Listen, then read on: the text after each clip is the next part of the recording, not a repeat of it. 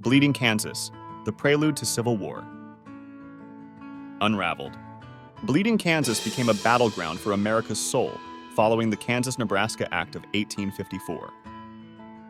This law overturned the Missouri Compromise, thrusting the territory into a violent prelude to the Civil War over the issue of slavery. The Kansas-Nebraska Act flung open the doors to heated debates on slavery in new territories. By allowing these regions to decide the legality of slavery through popular sovereignty, it effectively made Kansas a battleground for opposing ideologies. A rush of settlers from both pro-slavery and anti-slavery factions swarmed into Kansas, each determined to influence the state's stance on slavery. This influx led to a volatile mix of ambition, ideology, and eventually, violence. The concept of popular sovereignty, meant to ease tensions, instead ignited them in Kansas. It empowered settlers to determine their own laws regarding slavery, leading to a deeply divided populace and setting the stage for conflict. Rival governments soon emerged, with Free Staters and pro-slavery factions each claiming legitimacy. This division underscored the failure of popular sovereignty as a peaceful solution and marked a significant escalation in the conflict known as Bleeding Kansas. The sack of Lawrence marked a turning point as pro-slavery forces attacked the anti-slavery stronghold. This act of violence and intimidation underscored the deep divisions and set the stage for further conflict in Kansas. John Brown, a fervent abolitionist, entered Kansas amidst growing tension.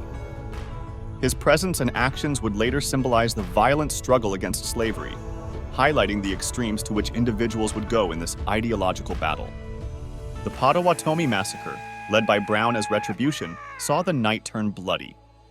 This event further escalated the violence, leaving a lasting impact on the struggle for control and the national debate on slavery. Kansas became a battleground for legitimacy as rival constitutional conventions formed. The competing governments of Free Staters and pro-slavery factions underscored the fractured nature of law and order in the territory. The national spotlight turned to Kansas as Congress and the president grappled with the territory's turmoil. Their responses, or lack thereof, reflected the broader national struggle to address the issue of slavery and its expansion. The press played a pivotal role in shaping the nation's perception of the Kansas conflict. Newspapers across the country picked up stories of violence and political strife, casting the territory as a battleground over the future of slavery in America. This sensational coverage helped to polarize opinions and rally support for both pro-slavery and anti-slavery causes, making Bleeding Kansas a national issue. The 1856 presidential election was deeply influenced by the events unfolding in Kansas. As the conflict captured the nation's attention, political parties seized the issue to mobilize their bases. The strife in Kansas became a litmus test for candidates, with their positions on the Kansas question significantly impacting their electoral prospects. This period highlighted the growing sectionalism within the United States and set the stage for the political realignments that would soon follow. The Lecompton Constitution sparked controversy due to its pro-slavery stance. Its submission to Congress for approval ignited a fierce debate, highlighting the divisions within the country.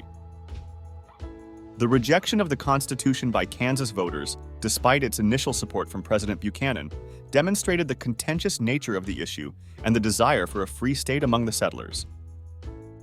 Guerrilla warfare took a heavy toll on the settlers of Kansas. Small bands of armed men from both sides of the slavery debate engaged in raids and reprisals, leading to a cycle of violence that made life in the territory perilous. This irregular warfare contributed to the lawlessness of the period and escalated the conflict to new heights of brutality. The Marais des Cygnes massacre stands as a dark day in Kansas history. This brutal attack by pro-slavery forces on Free State settlers was emblematic of the violence that plagued the territory. It underscored the deadly seriousness of the political and ideological battles being fought and served as a grim reminder of the human cost of the conflict. Women in Bleeding Kansas played crucial roles beyond traditional expectations, providing support, safeguarding homes, and even engaging in espionage. Their efforts were pivotal, yet largely unrecognized in the broader narrative of the conflict. The struggle for land and livelihood drove settlers to Kansas, each with stories of hardship and resilience. These tales of determination and survival underscored the human aspect of the territorial disputes. The Lawrence Massacre, also known as Quantrill's Raid, marked a devastating chapter in Kansas history. A town burned, lives lost, and the community's spirit tested, it became a symbol of the violence engulfing the region. The end of violence in Kansas did not come swiftly, but as tensions eased, the path to statehood became clearer. This resolution marked a significant turning point, setting the stage for Kansas's future direction. The legacy of Bleeding Kansas has been profound, laying the groundwork for the Civil War and shaping the nation's approach to conflict and reconciliation. Its lessons remain relevant, reminding us of the cost of division. The cultural impact of Bleeding Kansas deeply permeated literature, art, and music, reflecting the turmoil and the ideological battles of its time. This period inspired narratives of courage, despair, and the quest for freedom, shaping American cultural identity. Native American tribes played complex roles during the Kansas conflict, often overlooked in mainstream histories. Their alliances, strategies, and survival amidst the settler violence added another layer to an already intricate historical tapestry. In the aftermath of the conflict, Kansas embarked on a journey of rebuilding and reconciliation. This period was marked by efforts to mend the divisions that had torn apart communities, laying the groundwork for a unified state identity. Historical interpretations of Bleeding Kansas have evolved, reflecting changes in societal values and academic perspectives. This evolution underscores the importance of revisiting historical narratives to understand the multifaceted nature of past conflicts.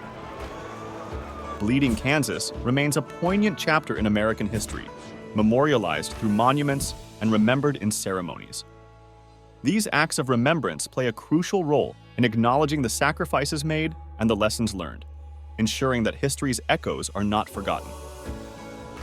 The influence of Bleeding Kansas on modern civil rights movements is profound. It demonstrates the enduring struggle for equality and justice, serving as a powerful reminder of the lengths to which individuals have gone to fight for their rights. Teaching Bleeding Kansas presents unique challenges and approaches in the educational sphere. It offers a critical lens through which students can explore complex themes of conflict, democracy, and civil rights, encouraging a deeper understanding of American history.